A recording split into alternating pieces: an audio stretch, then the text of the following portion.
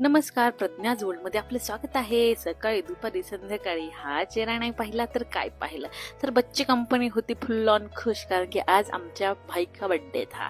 मग काय आम्ही सेंट्रल कॅफेमध्ये आलो आणि गावाकडनं आमची गँग आली. सुनील भैया, दिव्या, आर्यन, सार्थक सगळेजण बर्थडे सेलिब्रेशनसाठी आले होते. 1 मिनिट, आमची भाभी राहील ही बघा आली होती भाभी. मस्तपैकी नंतर आम्ही मार्गरेटा पिझ्झा मागवला, कंडल्स मागवली, मंचुरियन मागवली, फ्राईज मागवली आणि आणखीन काय मागवलं, आणखीन काही ते कॉफीज मागवल्या होत्या.